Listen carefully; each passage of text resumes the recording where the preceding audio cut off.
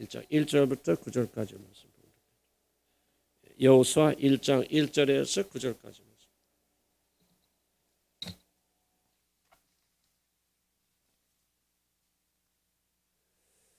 여호수아 1장 1절부터 9절까지 봉독해 드립니다.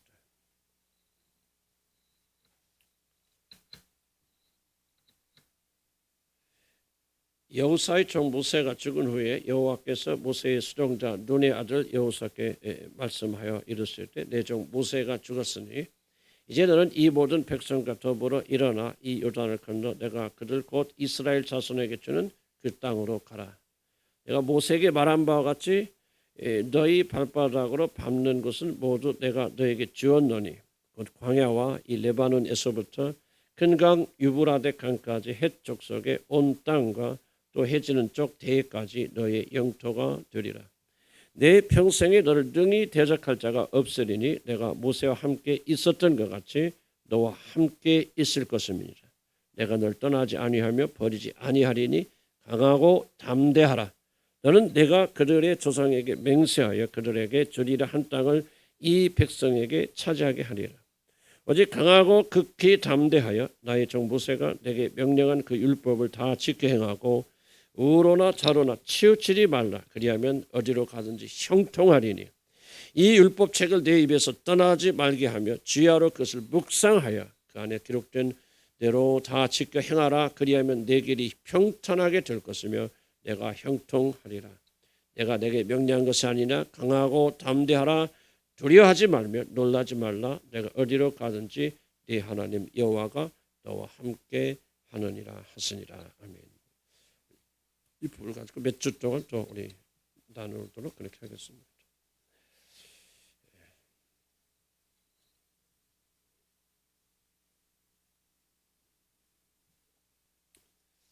모세가 죽었습니다.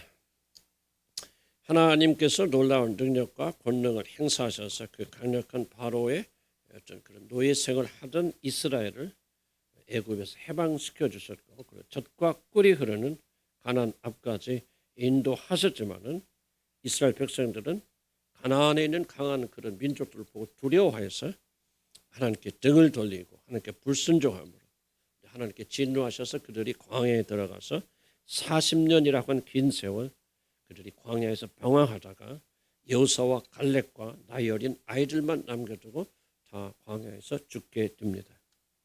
어떻게 보면 차라리 애굽에서 안 나온 것이 더 나을 뻔하였다.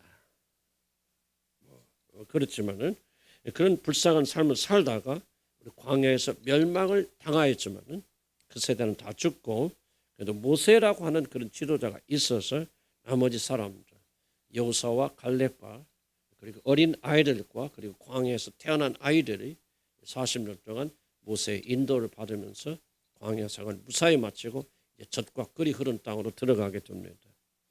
싸우고 불순종하면서도 모세가 그들을 인도하였기 때문에 하나님이 하늘에서 내리는 만나와 메추라기를 먹으면서 그리고 반석에서 나오는 신비한 물을 마시면서 이스라엘은 40년을 견뎌왔습니다.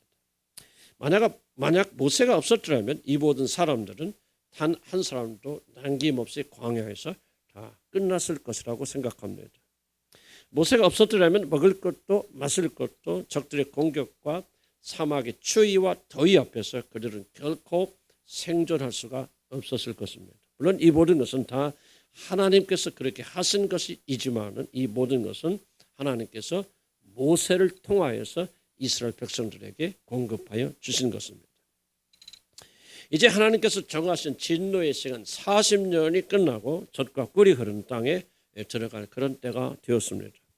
노예 신분에서 자유롭게 되고 광야에서 하나님이 주시는 신령한 음료와 만나로 훈련되어서 사람이 사는 것은 사람 떡으로 사는 것이 아니라 오직 여호와 하나님의 입에서 나오는 말씀 하나님으로 말미암아 산다고 하는 이것을 이 진리를 배우고 몸에 익힌 하나님의 군대가 이제 요단강을 건너서 약속의 땅으로 들어가서 그 땅을 정복할 바로 그 시점에 큰 일이 벌어지고 말았습니다.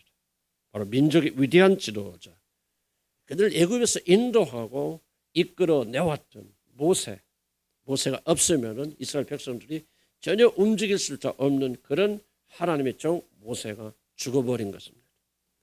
이스라엘의 모세의 위치는 절대적입니다. 그는 이스라엘의 기둥이고 이스라엘의 기초고 이스라엘의 아버지입니다. 그들이 비록 때로는 모세를 대적하고 또 반항도 했지만은 그들이 얼마나 모세를 의지하며 살아왔는가 한 사건만 봐도 그것을 알 수가 있습니다. 모세가 십계명을 받으러 산에 올라가서 40일 동안 내려오지 않으니까 백성들이 두려워서 아론에게 나갔습니다. 그리고 나가서 아론에게 협박하기를 우리를 인도할 신을 만들라. 모세가 어디 갔는지 알지 못하겠다. 그렇게 하고 그렇게 협박을 해서 아론이 금송아지를 만나서 여러분 그것을 섬긴 사건입니다. 모세가 사라지니까 광야에서 어떻게 살아야 할지 너무나도 두려웠기 때문에 소 모양이라고 만들어 놓고 거기에 절하야만이 그래도 저것이 우리 신이다 그렇게 말하면 위로와 위안을 받을 수 있기 때문에 그들은 이런 엄청난 죄를 지은 것입니다. 바로 이 사건은 이스라엘 민족이 모세를 얼마나 크게 생각하고 있는가를 보여주는 그런 단적인 사건이라고 저는 그렇게 생각합니다.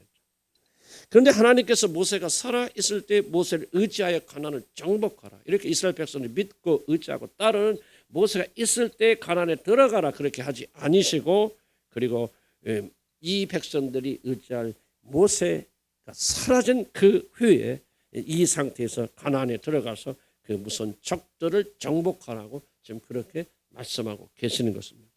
모세가 죽었으니 이제 너희들은 준비하여 가나안으로 들어가 전쟁하고 그 땅을 차지하라고 이렇게 명령합니다. 사실 이스라엘 백성들에게 이같이 두려운 것이 어디에 있겠습니까? 그들 인도하던 모세의 하나님의 얼굴을 대면하며 이스라엘이 어려운 일이 있을 때마다 해결해 주고 또 그들이 혹시 하나님께 반역하여서 하나님의 진노를 샀다 할지라도 하나님과 그들 사이에 중보자가 되어서 하나님의 진노를 누그러뜨리고 하나님의 마음을 달래서 이스라엘 멸망에서 건져줬던 그런 모세, 그 모세가 죽어 사라졌는데 하나님은 이스라엘에게 이제 모세가 죽었으니 들어가라고 그렇게 명령하고 계십니다.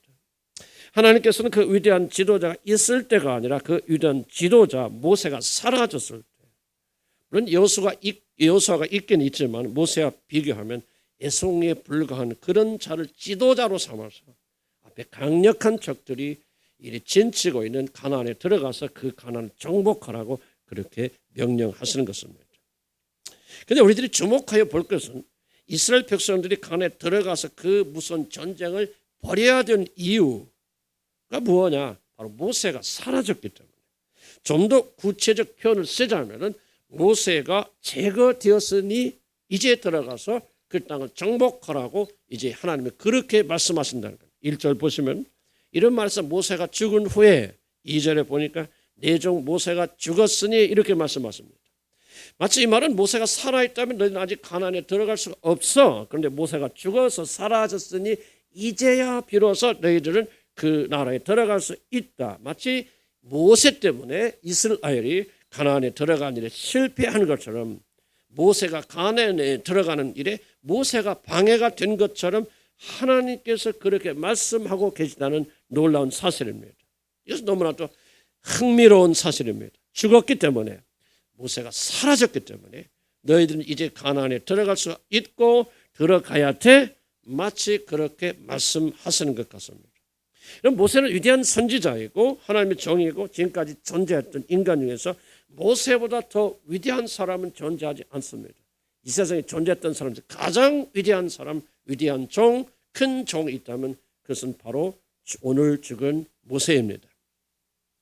한마디로 모세가 없는 이스라엘은 상상할 수가 없고 저기 가나안을 정복하는 일은 꿈도 낄 수 있고 그 위대한 종이 없이 이 가나안을 정복하라고 주님이 말씀하신다는 것은 탱크로 진치고 있는 적들을 향해서 너희들이 가진 모든 총과 화살과 모든 걸 다 내려놓고 빈몸으로 달려가서 그들과 싸워 이기라고 하는 명령과 똑같습니다. 도대체 왜 하나님께서 이런 엉터리 같은 어처구니 없는 그런 명령을 하십니까? 아니 모세가 죽기를 기다렸다가 그것도 모세의 건강이 하도 좋으니까 120살이 되었는데도 불구하고 눈조차 흐려지지 아니하고 너무나도 기력이 쌩쌩하니까 어느 날 하나님께 모세를 부르셔서 모세야 너는 이제 그만 죽어라 그렇게 명령하셔서 이제 죽게 되어지는 그런 일을 하면서 모세가 죽으니 왜 이제 비로소 전쟁을 명하십니까? 모세 이름이 뜻이 무엇인지 아십니까? 모세 이름은 물에서 건졌다라고 하는 뜻입니다. 물론 이 말의 뜻은 나일강에 버려진 아기를 애굽의 공주가 건져내어서 구출하여서 그를 아들 삼았다라고 하는 그런 뜻도 있지만은 장차 이 모세를 통해서 하나님께서 이 자기 백성을 죽음의 물에서 건져 주실 사람이라고 하는 그런 이중적인 의미도 있습니다. 그래서 하나님은 80세 때 모세를 미디안 광야에서 불러서 이스라엘의 목자로 삼아 주셨고 바로 밑에서 노예 생활을 하고 있던 이스라엘 해방시켜 주셨고 그리고 홍해 바다에서 죽을 수밖에 없는 이스라엘 백성들을 그 물에서 건져내신 것입니다. 그래서 모세의 이름이 바로 물에서 건진 사람이라는 그런 뜻입니다. 그러나 여러분 기억하시기 바랍니다. 모세의 역할은 여기까지입니다. 바로의 종 노릇하던 이스라엘을 건져서 해방시키는 것, 이것이 바로의 역할이지만 그의 역할은 여기서 끝난다고 하는 사실을 잘 기억하셔야 됩니다. 그가 가나안에 들어가서 이스라엘이 젖과 꿀이 흐르는 땅을 정복하는 것을 이끄는 그런 장군이 될 수가 없습니다. 그 일은 심판에서 건지는 물에서 건져지는 모세가 아니라 여호수아가 그 일을 담당해야 됩니다. 여호수아 이름의 뜻이 무엇인지 아십니까? 여호수아의 원래 이름은 여호수아가 아니라 호세아입니다. 호세아는 무슨 뜻입니까? 내가 건진다, 내가 구원한다, 내가 최고야, 내가 왕이야, 내가 짱이야, 그런 뜻입니다.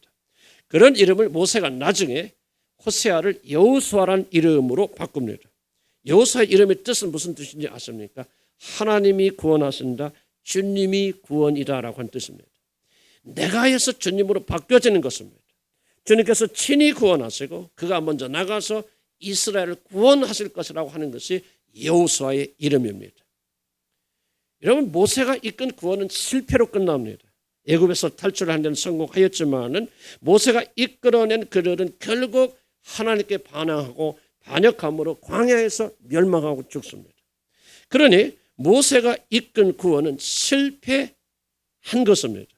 때문에 모세는 결코 실패한 모세는 결코 이들을 젖과 꿀이 흐른 땅으로 들어갈고 인도할 수가 없습니다. 왜 모세는 가나안에 들어갈 수 없습니까? 왜 모세가 가나안에 들어가면 안 됩니까?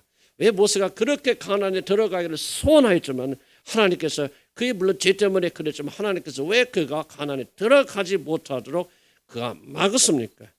그 이유는 모세는 바로 율법을 대표하는 자이기 때문에 그렇습니다. 유대인들은 율법을 뭐라고 말하냐면 모세의 법이다 그렇게 말합니다. 모세를 통해서 하나님께 주신 법 그리고 하나님도 주셨지만 제가 볼 때는 모세의 입김이 상당히 들어가 있는 모세를 통해서 모세의 입김이 들어가 있는 이 법을 가르쳐서 율법이라고 그렇게 말합니다.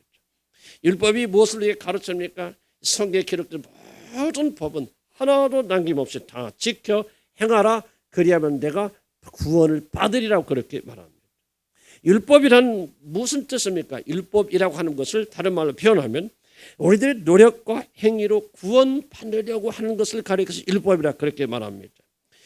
저와 여러분이 선한 일을 하고 성경에 기록된 모든 법들 다 지켜 행하고 완벽한 삶을 살게 되어지면은 바로 구원을 얻게 되어진다고 하는 것이 바로 율법입니다. 물론 하나님께서 명하신 모든 율법을 여러분이 남김없이 지킨다면 여러분 구원받을 수 있습니다.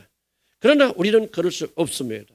바로 이것이 하나님의 초자연적인 능력으로 이스라엘이 바로에게서 해방되기는 되었지만은 그들이 가나안에서 들어가지 못하고 광야에서 멸망당한 이유입니다. 하나님이 그들에게 시내산에서 율법을 주셨습니다. 그러나 그들 가운데 단 한 명도 여호수아와 갈렙 충실한 자녀만 빼놓고 그 율법을 지킨 사람이 없었기 때문에 그들은 다 광야에서 죽게 되었습니다. 그리고 모세는 바로 이런 자를 모세가 죄인이라는 말이 아니고 바로 이런 자를 대표하는 사람이기 때문에 그는 결코 젖과 꿀이 흐른 땅에 들어갈 수 없고 들어가서는 안 됩니다. 하나님 법이 악하거나 불완전하기 때문에 우리가 그 법을 지킴으로 구원받지 못하는 것이 아닙니다. 인간이 약하기 때문이고 인간이 악하기 때문에 사람 중에서는 그 누구도 하나님의 법을 완전하고 완벽하게 지킬 수 있는 사람은 아무도 없습니다.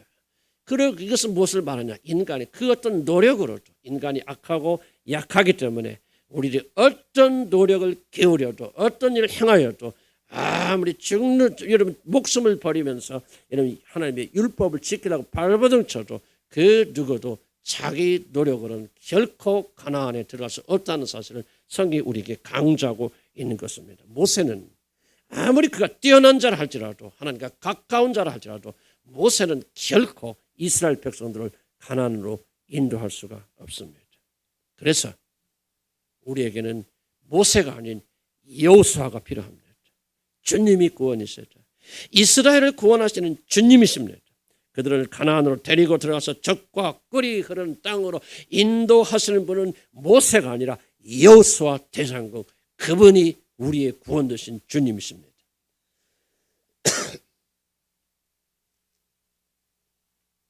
우리로서는 전혀 할 수 없는 그것을 완전하게 이루신 여호수아 대장군 되신 우리 주 예수 그리스도, 율법이 할 수 없는 그것을 그 어느 인간도 할 수 없는 바로 그것을 이루시는 우리 주님, 우리 모든 죄를 대신 갚아 주셨고 인간으로서 하나님의 모든 율법을 다 이루심으로 하나님 앞에 의롭다고 칭함받은 유일하신 우리의 대장군 여호수아 예수 그리스도. 여러분 놀랍게도 여호수아란 말은 히브리 말인데 여호수아란 말을 헬라어로 바꾸면 예수란 말입니다. 여호수아 대장군, 우리 대신 하나님의 모든 의를 다 완성하시고 자신을 믿는 모든 자들에게 그 의를 선물하시는 의로우신 대장군 여호수아, 바로 주님이 우리의 구원이시다. 바로 이분만이 저와 여러분을 젖과 꿀이 흐르는 땅으로 인도하시는 것입니다. 모세는 안 됩니다. 율법은 안 됩니다. 여러분의 선행과 인간의 그 어떤 노력으로도 결코 우리는 하나님 나라에 들어가지 못합니다. 여호수아 대장군 주님이 구원하신다. 그래서 모세는 물러가고 이제 여호수아 장군을 앞세워서 하나님은 그 땅을 정복하게 만드시는 것입니다. 우리 주님의 여호수아처럼 앞서 나가서 원수들 하나씩 둘씩 주님께서 무너뜨리시고, 그리고 우리는 그를 따라가면서 이삭 줍기식으로 주님이 정복하신 것을 하나씩 둘씩 내 것으로 만들어서 우리는 가나안에 들어가서 하나님이 약속하신 모든 선한 열매들을 거두게 되는 것입니다. 사랑하는 성도 여러분, 바로 이것이 하나님의 구원의 유일한 계획입니다. 모세는 죽어야 되고 모세는 사라져야 됩니다. 그래야 주님께서 인도하시는 여호수아가 등장할 수 있습니다. 이제 모세가 죽었으니 너희는 비로소 그 땅에 들어갈 수 있다라고 우리 주님이 말씀하시는 것입니다. 모세가 살아있다면 불행히도 이스라엘은 그들을 위하여 준비된 축복의 땅에 들어갈 수가 없습니다. 모세가 죽었으니 이제 너희들은 일어나 그 땅으로 들어가라고 그렇게 말씀하신 것입니다. 사랑하는 성도 여러분, 왜 우리들은 젖과 꿀이 흐르는 영광의 땅에 들어가서 거기서 나는 그 놀란 소선을 먹지 못하고 누리지 못하고 하나님의 풍성한 열매 속에 살지 못합니까? 아직도 모세가 여러분 안에 살아있기 때문이 아니겠습니까? 아직도 하나님의 은혜보다는 자신의 의와 노력과 무엇인가 자신의 중심이 되는 그런 삶에서 벗어나고 있지 못하기 때문에, 모세가 여러분을 다스리고 있기 때문에 그분이 구원 되시는 이 놀라운 축복의 삶을 누리고 있지 못하는 것이 아니겠습니까? 왜 많은 사람들이 여호수아 대장군을 따라가지 못합니까? 주님께서 구원하시는 것이 아니라 자기 자신의 스스로의 힘으로 자신을 구원하려 하기 때문이 아니겠습니까? 하나님을 의지하기보다는 예수 그리스도가 십자가를 통해서 이루신 일을 받아들이고 그 안에서 안식하기보다는 자기 자신이 소유한 것을 더 의지하고 하나님을 중심에 두기보다는 자신을 모든 것이 중심에 두고 여러분이 그 왕자에 앉아있기 때문에 우리는 가나안에 들어가지 못하고 가나안에 들어가서 주님이 약속하신 놀라운 소산을 먹지 못하고 있는 것이 아니겠습니까? 모세가 죽었으니 너는 요단을 건너 젖과 꿀이 흐르는 땅으로 들어가 그 땅을 차지하라고 말씀하십니다. 모세가 반드시 죽어야 주님께서 우리를 인도하십니다. 모세가 가야 여호수아가 올 수 있고 여호수아가 와야 우리를 젖과 꿀이 흐르는 땅으로 인도해 될 수가 있습니다. 이제 저희들이 두 번째로 생각해 볼 것은, 모세처럼 우리를 믿고 의지하는 것들이 사라질 때 우리 믿음의 사람들은 도대체 어떻게 해야 되는가 하는 우리 이 앞에 있는 믿음을 우리 삶에서 어떻게 실천적으로 행할 수 있을까에 대해서 말씀을 드리고자 합니다. 여러분 한번 생각해 보시기 바랍니다. 왜 이스라엘은 낭망하고 두려워하였습니까? 그들이 의지하던 모세가 사라졌기 때문입니다. 그러나 성경은 뭐라고 말합니까? 모세가 죽은 것이 새로운 시대의 시작이다. 모세가 사라졌기 때문에 주님이 구원하시기 시작한다. 여호수아의 시대가 왔다. 이제 여호수아 대장군 되신 주님께서 너희들을 이끄실 것이다. 그렇게 말하고 있지 않습니까? 그러니 모세가 죽은 것은 이스라엘 백성들에게 천만 다행입니다. 모세의 죽음으로 인해서 그들에게 새로운 시대가 열렸기 때문에 그 강력한 지도자 모세가 사라진 것이 그들에게는 얼마나 놀라운 축복인지를 모릅니다. 제가 여러분에게 말씀드리고 싶은 중요한 것이 바로 이것입니다. 바로 모세가 사라지는 것처럼 여러분 믿고 의지하던 것이 사라지는 인생의 위기는 끝이 아니라고 하는 것입니다. 오히려 이 위기 때문에 정말 새로운 시대, 그리스도께서 통치하시고 다스리시고 인도하시는 새로운 세상이 여러분에게 주어진다는 사실입니다. 우리는 이 사실 이해함으로 오늘같이 어렵고 모든 것이 불확실한 세상에서 강하고 담대할 수가 있습니다. 우리 믿음의 사람들도 모세처럼 믿고 의지하던 것들이 사라질 때 두려움에 떨 수가 있습니다. 돈이 사라지고 건강이 사라지고 여러분이 계획했던 모든 것이 사라지고 여러분의 자식들이 실패하게 되어졌을 때 여러분도 두려움에 떨 수가 있습니다. 그러나 하나님께서는 모세가 죽는 것이 내게 유익하다고 그렇게 말씀하십니다. 여러분이 믿고 의지하는 것이 사라지는 것이 유익이라는 그런 말씀입니다. 그래야만 새로운 세대, 즉 주님께서 이끄시는 세대가 시작되기 때문입니다. 코로나 시대는 우리를 믿고 의지하는 것들이 하나 둘씩 사라지는 그런 시대입니다. 이미 그렇지만 앞으로는 수많은 것들이 점차적으로 붕괴할 것입니다. 내 말이라고 그렇게 믿지 마시고 전문가들의 모든 의견을 제가 종합해서 이렇게 말씀드린 겁니다. 앞으로 코로나 시대는 코로나 병이 무서운 게 아니고 코로나 병이 걸려서 죽는 게 무서운 게 아닙니다. 많은 분들이 코로나를 오해하고 있고 코로나가 무엇인지 이해조차 하지 못합니다. 여러분 코로나는 병이 걸려 죽는 게 코로나가 아닙니다.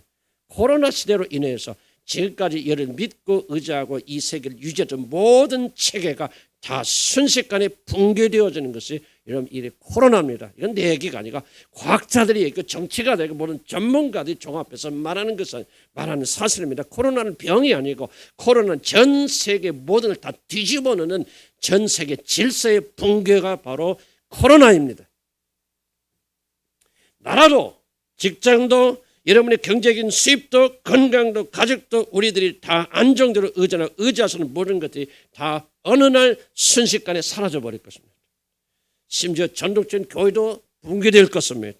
이미 사실 우리나라에 얼마나 많은 교회들이 붕괴되어져 있습니까? 물론 언젠가는 백신이 나오고 코로나는 정복될 것입니다. 그러나 이제 다른 것이 나올 것이고 코로나를 통해서 이제 많은 변화가 일어날 것입니다. 우리가 보지 않습니까? 이 코로나를 통해서 문재인과 그 정권이 국민들을 어떻게 통치하고 어떻게 조장하는지 그리고 교회를 어떻게 다스릴 수 있는지 어떻게 길들일 수 있는지 그들은 이번에 실험을 통해서 엄청난 것을 그런 맛보고 있고 앞으로 계속해서 이런 식으로 정부는 교회를 통제하고 다스릴 것입니다. 이것은 교회만의 이야기가 아니고 이제 이런 식으로 모든 체계들은 다 붕괴될 것입니다. 우리들이 어려울 때마다 위로받고 위로하던 가족도 붕괴될 것입니다. 코로나를 통해서 이제 사람들과 가까이 지내는 것은 매우 위험하다. 때로는 우리가 목숨까지 걸어야 되는 사실을 여러분이 지금 1년, 2년의 기간 동안 학습되고 있습니다. 놀라운 것은 코로나가 풀어지고 코로나 위기가 사라져도 여러분이 이 위기 때 1년, 2년 학습됐기 때문에 가족의 모든 체계는 이제 사실없이 붕괴된다는 사실입니다. 더 이상 옛날에 우리들이 가졌던 친밀을 가질 수 없습니다. 죽음의 그림자가 드리워 있기 때문에 얼굴과 얼굴을 마주 대하고 진심을 통하고 우리 가족들이 하나가 된 것은 굉장히 위험하다는 사실 여러분 직감하게 되고 깨닫게 되어집니다. 가족의 모든 질서도 파괴될 것입니다. 그래서 사람과 사람의 진정한 만남은 점점 사라지고 무서운 것은 이제 기계가 이 모든 걸 대체하는 시대가 옵니다. 내 말이 아니고 과학자들의 이야기입니다. 얼마 전에 SBS에서 SBS 어디 보내 김주아 이주아 모르겠습니다. 전 뉴스를 안 보기 때문에 그분 앵커가 유명한 여자 앵커가 있는데 이 앵커가 뉴스를 진행하는데 그 뉴스를 진행하는 유명한 여자 진행자가 알고 보니 사람이 아니라 인공지능 즉 컴퓨터가 이 여자의 모습을 다 그대로 폼받아서 뉴스 내용조차도 이 기계가 다 이야기해서 실제에서 말하는 사람은 그 앵커가 나와서 하는 것이 아니라 기계가 다 했다고 그럽니다. 그런데 아무도 그것을 발견하지 못하고 자막으로 밑에는 이것은 사람이 방송하는 것이 아닙니다. AI 기계를 통해서 방송하는 것입니다. 짧은 자막만 나왔고 이 자막을 보지 못한 사람은 기계가 하는 것인지 진짜 사람이 하는 것인지를 전혀 구분하지 못했다고 그럽니다. 이제 사람들과 사람들이 만나는 시대가 굉장히 두려워지기 때문에 우리들이 지금 알고 있는 모든 것들은 다 바뀌게 될 것이고 결국 기계만 남고 사람들의 흔적도 없이 사라지게 될 것입니다. 우리를 지키고 보호하여 지리라고 믿던 나라도 이제 그 기능을 다하지 못할 것입니다. 지금 우리들은 그 사실을 적나라하게 보고 있지 않습니까? 여러분이 은행을 믿고 은행에 많은 돈을 넣었다고 안심할 때가 아닙니다. 여러분이 연금 죽을 때까지 나오리라고 그렇게 믿고 생각하지 마시기 바랍니다. 이 모든 은행의 체계가 다 붕괴될 날은 얼마 있지 않아 붕괴될지도 모릅니다. 이것이 바로 과학자들의 이야기고 경제학자들의 이야기, 제 얘기가 아닙니다. 지금 우리들이 살고 있는 시대에 아직은 우리가 열려있지 않지만 지금 굉장히 많이 진행되어 있지만 아직 보지 못하는 시대가 뭐냐. 한마디로 정리하자면 지금 우리들이 믿고 의지하는 모든 것들, 여러분들에게 안전을 가져다 주던 전통적인 모든 것들이 다 붕괴된다는 것입니다. 이것이 바로 코로나입니다. 그것은 여러분이 생각하는 것보다 훨씬 깊게 그리고 빨리 일어날 것이고 이제 머지않아서 모든 국민들은 정권을 가진 몇 사람의 노예가 되어져서 그들이 주는 양식을 얻어먹으면서 비참하게 살 날이 올지도 모릅니다. 내 말이 아니고 학자들의 이야기입니다. 그럼에도 불구하고 저는 이 사건을 부정적으로 생각하지 않습니다. 저는 이런 급변하는 세대의 말로 그리고 우리들에게 앞으로 임할 그런 무서운 일이야말로 하나님께서 자기 백성들에게 주시는 선물이라고 나는 그렇게 생각합니다. 물론 저는 앞으로 일어날 일들이 결코 어려운 일이 아니다. 예수 믿으니까 이런 거 아무것도 안 일어날 게 다 잘 될 거야. 그냥 이렇게 착각에 빠져서 그렇게 말씀드린 것이 아닙니다. 성경 마지막 때를 뭐라고 말하냐면 너희들이 고통받을 때가 이를 것이라 그렇게 말합니다. 디모데후서 3장 1절에 말합니다. 너는 이것을 알라. 말세에 고통하는 때가 이르라. 앞으로 다가올 이 세상은 한마디로 고통하는 세상이 될 것입니다. 지금까지 우리가 편하게 먹고 마시고 즐겼던 세상을 이 모든 세상에는 꿈꾸시기 바랍니다. 결코 이런 세상은 유지되지 않을 것입니다. 그리고 우리 그리스도인들조차도 결코 이 고통에서 면제되지 않을 것입니다. 그러나 제가 말씀드리고 싶은 것은 비록 이 시기가 고통의 시간이지만은 실제로는 우리 영적인 면으로 그리스도의 사람들에게는 하나님께서 바로 모세를 데려가시고 여호수아를 보내시는 은혜의 시간, 우리 안에 있는 모든 모세를 제거하시고 주님이 구원이시라는 놀란 축복을 베푸시는 시간이라고 저는 의심 없이 믿기 때문에 이 어려운 시간은 고통의 시간이지만 도리어 기회의 시간이고 축복의 시간이라고 저는 그렇게 강하게 말씀드리는 것입니다. 그래서 세상을 따르던 길을 버리고 여호사 우리 구원 되신 예수 그를 쫓아서 생명의 길로 들어가는 자들이 이런 점점 많아질 것입니다. 엉태를 믿었던 자들, 가짜로 믿었던 자들 이제 회개하면서 이제 많은 자들이 전심으로 주님께 돌아올 것이라고 저는 확신합니다. 이것이 바로 성경이 우리에게 약속하신 것입니다. 하나님은 이 세상의 어려움을 통하여서 자신의 백성들 안에 자리 잡고 있는 율법의 모세의 자기 중심적이고 자기 안전과 자기 행복이 하나님인 그런 자들의 마음을 바꾸어 주시고 그들 안에 자리 잡고 있는 모세를 죽여버리시고 우리의 구원 되신 여호수아를 하나님의 사랑하는 백성들 안에서 불러일으켜 세우실 것입니다. 이런 시대가 여러분 오고 있고 이미 온지도 모르겠습니다. 사랑하는 성도 여러분, 이러한 시대에 여러분 무엇을 붙잡으시겠습니까? 모세를 이룬 이스라엘처럼 당황하고 두려워하고 그래서 원망 불평하다가 세상이 제공하는 거짓된 것을 붙잡고 위로 받으시겠습니까? 부자처럼 여러분이 수많은 것을 다 쌓아놓고 이제 내 이 모든 걸 다 준비했으니 나는 이제 평안은 있도다. 그렇게 했을 때 이 어리석은 자가 내 오늘 이 밤에 내 목숨을 찾으려니 그러면 이 모든 물질이 네 것이 되겠느냐? 그런 수모를 당하시겠습니까? 믿고 의지하던 은행이, 믿고 의지하던 정부가 그래도 다만 해도 대한민국 안 망하겠지, 미국은 안 망하겠지, 그렇게 믿고 의지하고 다 투자했던 모든 자들이 휴지 조각이 되어졌어요. 슬피 울며 일을 가는 그런 자들이 되시겠습니까? 모세는 가고 여호수아가 등장하는 신세대, 주님만이 구원이시다는 신세대를 이어서는 하나님의 역사의 때인 줄 알고 여호수아 우리 구원의 주님을 전심을 다해 쫓아가는 그런 분이 되시렵니까?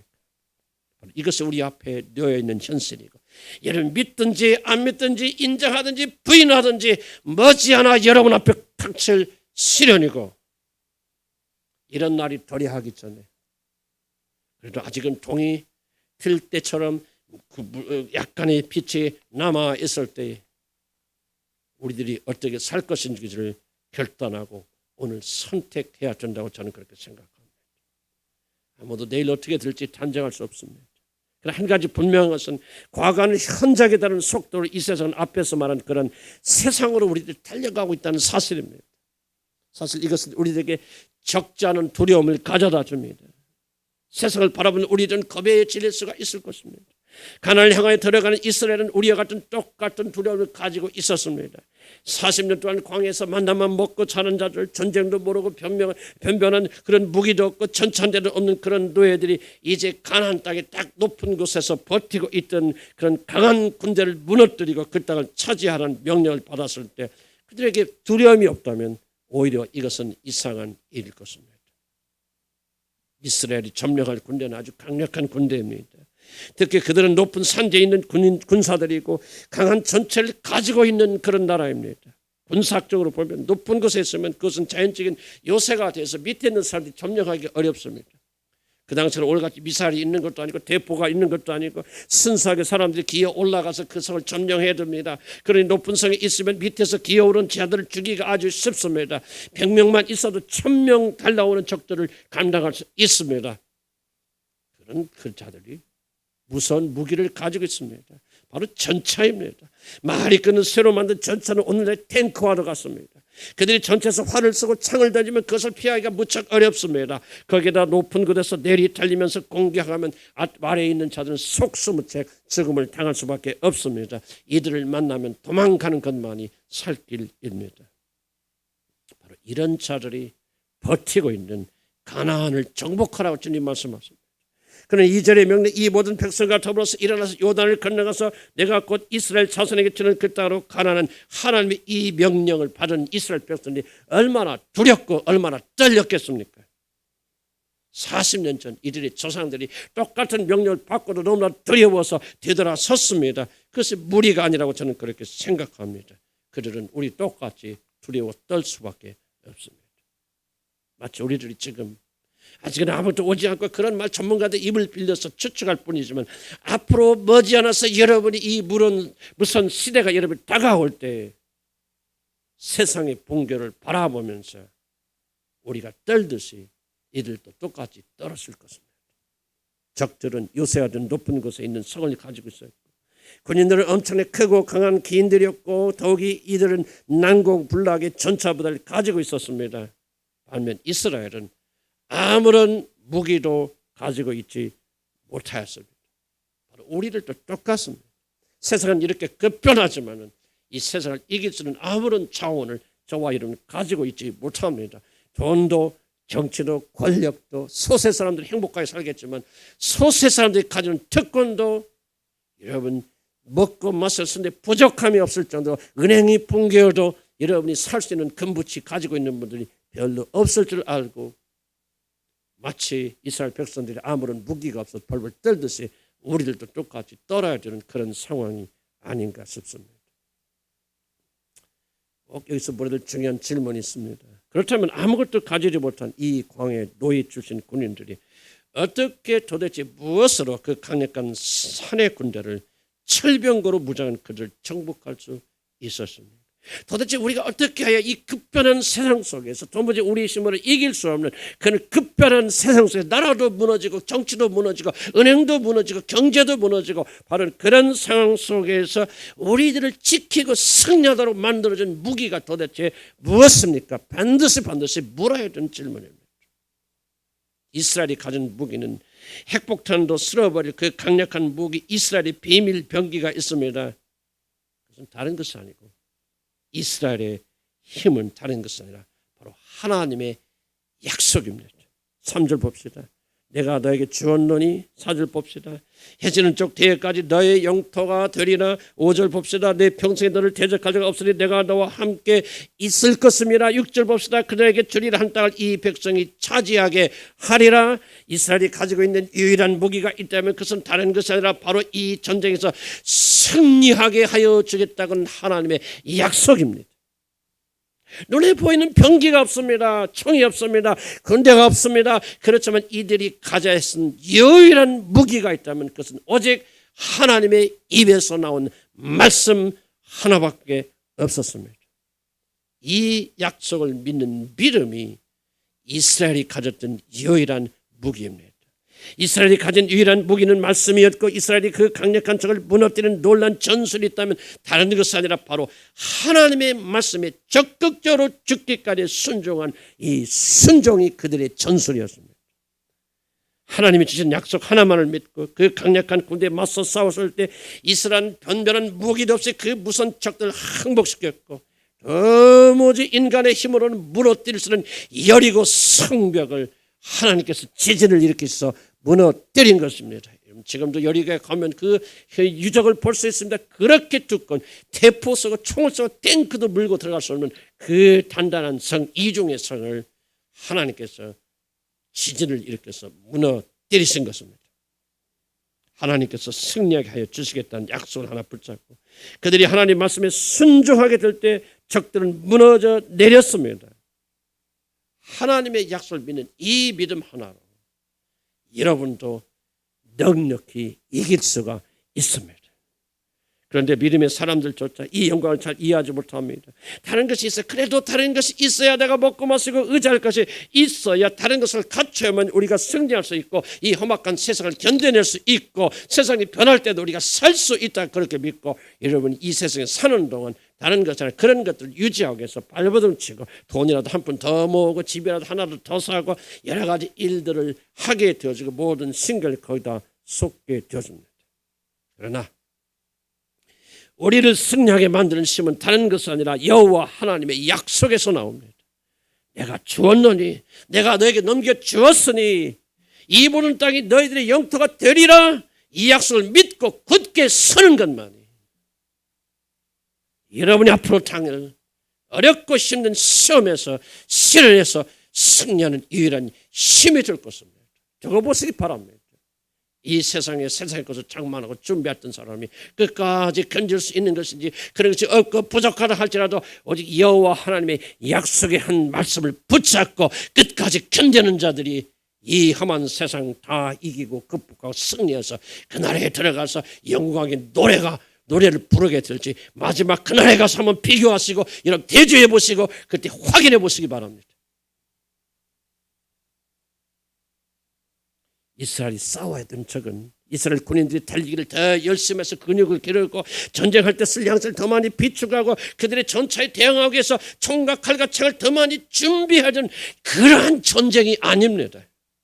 마찬가지로 우리들에게 일어날 일들은 여러분들이 무슨 준비를 잘하고 은행에 돈 좀 많이 넣고 건강하게 되고 여러분들이 모든 것을 세상에서도 스펙을 많이 쌓고 많은 것을 소유함으로 이길 수 있는 그런 세상이 아닙니다. 결코 여러분이 가진 그 어떤 것으로도 이 세상 앞으로 다가올 고난과 재난을 이길 수 있는 그런 종류의 것이 전혀 아닙니다. 은행 자체가 무너지고 나라 전체 시스템이 무너진다면 여러분이 은행에 1,000억을 넣고 몇 천억을 집어넣어도 죽을 때까지 연금이 난다고 큰 소리 빵빵 쳐도 여러분 단 한 푼도 건지지 못할 때가 반드시 오게 될 것이고 그때 살아남는 사람들은 여호와 하나님의 말씀을 붙잡고 그 말씀에 생명 거는 자들, 살았다 과부가 물질이 많아서 적음 해놓은 것이 많아서 집이 많아서 그가 그 기근을 이겨낸 것이 아니라 여호와 하나님의 종 엘리야가 가서 그에게 먹을 제공해 주시고 축복해 주셔서 그 기근 때까지 밀가루의 통에 밀가루가 마르지 않냐고 그가 끝까지 다른 사람 다 굶어 죽어서도 그 불쌍한 과부는 끝까지 생존한 것입니다. 앞으로 다가올 재난은 여러분이 세상적인 것으로 막을 수 있는 재난이 아닙니다. 사랑하는 성도 여러분, 앞으로 다가올지도 모르는 대재난을 준비하는 가장 중요한 것은 오직 하나님의 약속의 말씀을 붙잡는 거절한 사실을 여러분 진심으로 고백하십니다. 왜 그렇습니까? 왜 다른 것으로 이길 수가 없습니까? 왜 우리가 그런 것을 이길 수 있는 전쟁이 아닙니까? 앞으로 다가올 재난, 우리들이 싸워야 할 적은 세상의 그런 것들로 결코 이길 수 없는 아주 강력한 것이 우리에게 몰려오기 때문에 그렇습니다. 왜 하나님은 이스라엘에게 무기를 주지 않고 대신 약속을 주십니까? 무기를 가져도 이스라엘이 전부 최신식 무기로 무장하여도 더 그들보다 많은 몇 배의 군인들을 보내주어도 그들은 결코 그들이 가진 힘으로 정복할 수 없는 적들이 거기에 버티고 있기 때문에 그렇습니다. 싸워서 이길 수 있는 그런 전쟁이 아닙니다. 그들이 적은 너무 강해서 이스라엘에게 아무리 좋은 무기를 주시고 좋은 전략을 가르쳐 주셔도 그들은 결코 이길 수가 없습니다. 만약 여러분이 진실된 마음으로 앞으로 우리에게 다가올 고난의 시기가 어떤 것을 여러분이 조금이라도 깨닫게 된다면, 그리고 앞으로 여러분이 싸워야 되는 적이 누구인가를 여러분이 안다면 우리들은 결코 세상적인 것을 구하지 않을 것입니다. 하나님의 약속을 믿을 것입니다. 하나님의 전능하신 하나님 입에서 나오는 그 약속의 말씀, 내가 반드시 이기리라, 지켜주리라, 함께하리라, 내가 너를 도와주리라, 내가 반드시 이길고 정복할 거라는 그 약속의 말씀을 붙잡기 위해서 우리들이 전심을 다할 것입니다. 하나님께서 무엇라고 약속하셨습니까? 바로 승리를 보장하는 약속을 주십니다. 아무리 어렵고 힘들어도 아무리 큰 적이 너희를 노리고 있어도 너희들은 반드시 이길 거야, 승리할 거야, 통과할 거야. 넉넉히 이겨서 내 나라에 너희들은 무사히 도착할 거야. 내가 너에게 주었으니 가나안 땅은 아무리 강한 적들이 지키고 그들이 전차로 너희를 협박하여도 너희들은 반드시 그 땅을 차지할 것이고 영광의 나라에 너희들은 춤추며 들어올 것이라고 주님이 말씀하고 계십니다. 이것이 가나안을 정복했던 이스라엘의 무기입니다. 그리고 바로 우리들의 무기입니다. 하나님의 약속을 믿고 어떤 시대가 오는지 두려워하지 않고 담대하게 승리하는 것이 바로 우리들의 승리의 비결입니다. 우리들이 새로운 혈과 육을 가진 사람을 상대하는 것은 아니요, 하늘의 통치자들과 권세자들과 이 요즘의 세상 주관자들과 하늘에 있는 악한 영들을 대함이라 에베소 6장 12절에 그렇게 말합니다. 우리들의 적은 코로나가 아니고 기상이변이 아니고 전쟁의 기근이 아니고 악한 정치자들이 우리의 적이 아닙니다. 우리들의 진정한 적은 돈으로 싸울 수 없고 칼과 창으로 싸울 수 없는, 세상에서 여러분의 지혜로 싸울 수 없는, 눈에 보이지 않는 그러한 것들을 사용하여서 하나님의 나라를 공격하는 악한 영들과의 전쟁입니다. 이들과 싸워서 승리할 수 있는 유일한 힘은 칼도 창도 핵폭탄도 아니고 나라도 아니고 온 우주 만물을 창조하시고 다스리시는 하나님이시고 그 입에서 나온 약속의 말씀입니다. 그 하나님께서 승리를 약속하시고 그 하나님께서 이 모든 자들로부터 우리를 지켜주시며 모든 재난과 고난을 이기게 하여 주시겠다고 그렇게 오늘 여기서 약속하고 계십니다. 믿으시면 아멘 하시기 바랍니다. 우리들이 바로 그 하나님을 여러분이 믿지 않는다면, 우리들이 하나님의 약속을 붙잡지 않는다면 앞으로 다가올 모든 고난과 재난에서 승리할 수 있는 사람 단 한 명도 없습니다. 앞으로 다가올 재난은 여러분이 생각하는 그런 재난이 아닙니다. 미국과 같은 강대국으로 이민 가서 산다 해도 그 나라가 여러분을 지켜줄 수 없는 대재난이 옵니다. 그러나 가진 것이 적어서 의지할 것이 하나도 없는 자라도, 가난하고 병들고 고통한 자라도 이 믿음 하나, 하나님이 주신 약속은 반드시 이루어질 것이라는 이 믿음 하나 가지고 나가면 그 사람도 넉넉히 승리할 수가 있습니다. 마지막 때에 저와 여러분에게 필요한 것은 돈도 아니고 건강도 아니고 지위도 아니고 여러분의 집도 아니고 여러분이 가지고 있는 재산도 아니고 재물도 아니고 여러분 자식도 아니고 눈에 보이지 않는 하나님의 약속의 말씀, 어리석게 보이고 누추하게 보이고 아무것도 아닌 같이 보여서 만나를 먹는 이스라엘 백성들이 뭐라고 합니까? 우리는 이 만나를, 이 음식을 초라하고 경멸하느라 멸시하느라 그렇게 말하지 않았습니까? 그런 말씀이 우리를 구원하는 유일한 힘이 됩니다. 불행히도 믿음의 사람들은 이 세상을 이긴다는 사실을, 믿음이 이 세상을 이긴다는 사실을 잘 알지 못하고 다른 방법으로 싸우려고 합니다. 그러나 우리 영원하신 주님을 한번 보시기 바랍니다. 그가 사탄과 더불어서 시험을 받으시는 그 무서운 싸움에서 그는 어떤 무기나 자원을 의지하지 않으시고 심지어 자신이 가지고 있는 창조주 하나님의 권능과 권세도 이용하지 아니하시고 오직 기록되었으니 하나님의 기록된 말씀으로만 싸워서 그는 충분히 완전히 승리하셨습니다. 오늘도 성경은 말합니다. 기록되었으니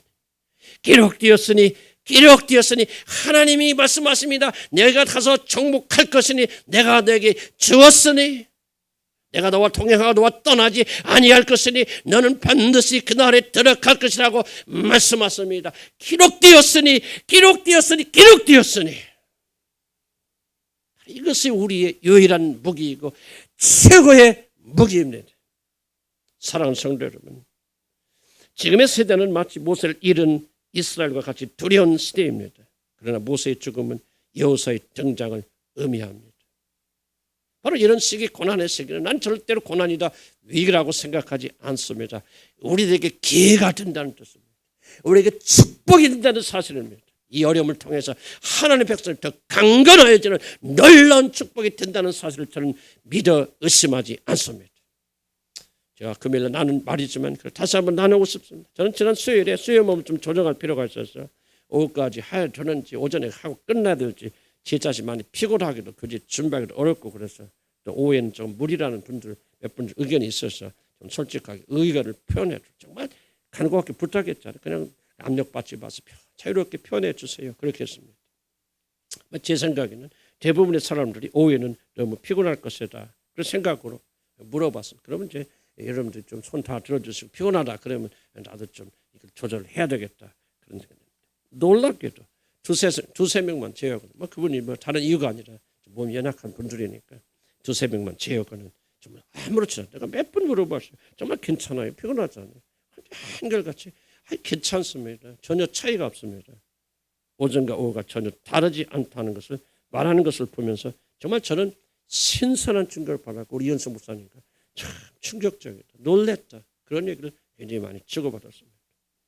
그러나 제가 사실 그 순간 그렇다고 대답하는 우리 공동체의 모습을 보면서 제가 그렇게 느꼈는지 몰라 성령께서 그렇게 보여주셨는지 모르지만 저는 순식간에 그 모습을 보면서 그 얼굴에 비친 그 진지함, 하나님을 사모하는 열정, 정말 한 시간이라도 더 그 말씀을 들으려고 하는 그 사모하는 그 열정과 사랑은 저는 순간적으로 주님께서 내 눈을 열어서 보게 하셨고 그러나 나는 그 순간 그 장면을 지금도 잊을 수가 없습니다. 제가 하나님께 감사하는 것은 코로나가 우리들에게 정말 놀라운 선물을 가져다 주셨구나. 우리 공동체가 이런 어려움을 통해서 더욱더 진지해졌고 사모하는 마음을 가지게 되었고 하나님의 열정이 자라났구나. 그 눈에서 번쩍번쩍 비치는 빛을 바라보면서 나는 우리 공동체가 전혀 다른 공동체가 되어 있다고 하는 것을 저는 직감적으로 알 수가 있었습니다. 이것이 나의 놀라운 큰 기적 같은 감격이었습니다. 성도 여러분, 세계 기독교의 역사를 살펴볼 때 우리 그리스도인에게는 항상 위기가 떠나지 않았습니다. 항상 우리 그들은 핍박당하였고 늘려왔고 죽임을 당하였습니다. 그런데 그럴 때마다 이 위기는 절망이고 모든 것이 끝이 아니라 새로운 기회가 되어져 왔고 바로 이런 어려움을 통해서 기독교는 항상 성장했고 항상 발전해 왔다는 사실을 기독교 역사를 통해서 볼 수가 있습니다. 난 이번 코로나도 우리가 앞으로 다가갈 어떤 어려움도 우리가 상상할 수 없는 어려움이 오겠지만은 이 위기도 반드시 우리에게 놀라운 기회가 되리라고 저는 확신합니다.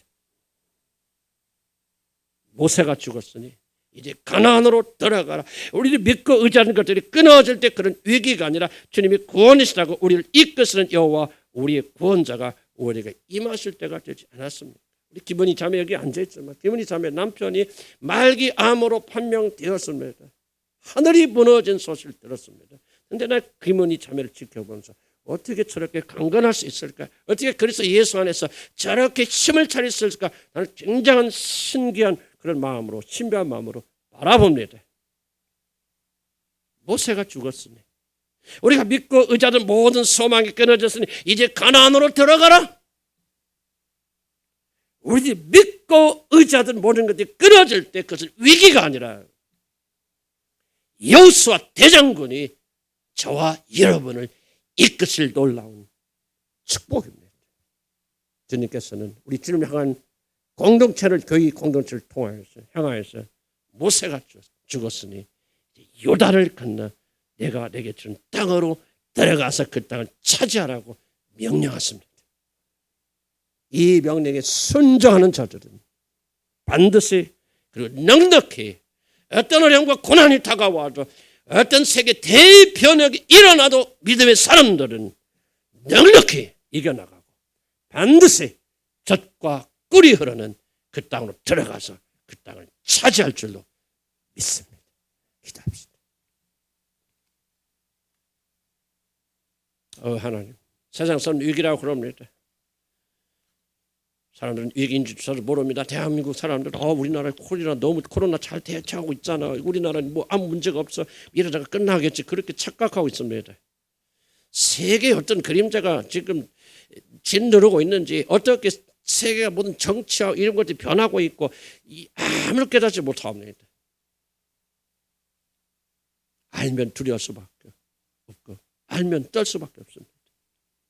그러나 우리가 두렵고 떨지 아니하는 것은 모세가 죽었을 때 이스라엘 백성들이 당황했고 놀랬고 두려워했지만 모세가 죽었으니 이제 여호수아의 시대가 열렸다. 여호수아 대장군 이제 내가 너희 구원이 된다. 이 축복으로 그들은 들어가서 정복하지 않았습니다. 하나님이 우리에게 믿음을 주시사 위기는 기회다. 어려움은 축복이다. 내가 믿고 의지하는 모든 게 다 사라져. 이제 여호수아 대장군 내가 너의 구원이 되리라. 하나님, 왜 우리에게는 주님이 구원이 되지 못합니까? 왜 주님이 우리를 인도하지 못합니까? 여전히 모세가 자리 잡고 있고 여전히 하나님이 아니라 나의 구원을 이루어 가려고 하고 있기 때문이 아니겠습니까? 하나님보다 돈을 더 사랑하고 하나님보다 더 내 안전을 더 사랑하고 하나님보다도 내가 모든 게 중심이 되는 걸 더 사랑하고 섬하고 그렇게 살기 때문에 모세가 아직도 버티고 있으니 가나안은커녕 광야에서 벗어나고 있지조차도 못하셨습니다. 저에 기도합니다. 깨달음 주세요. 믿음의 사람들, 우리 말씀 듣고 이 말씀이 가슴에 새겨진 자들이야.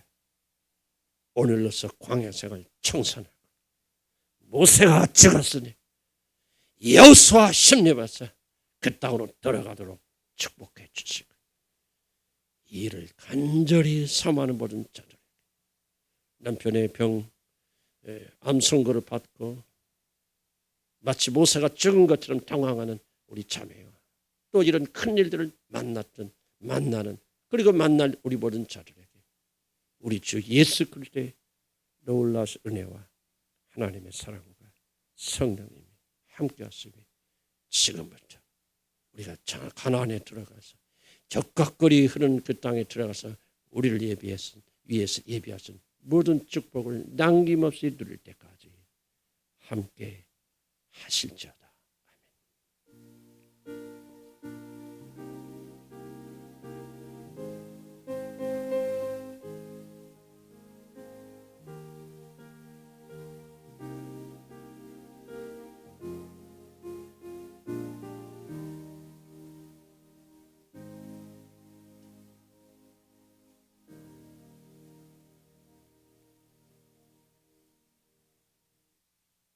묵상하시면 저희 묵상하세요. 또 여러분 앉았던 자리에 또 각자 정서 1시 반에 우리 모이도록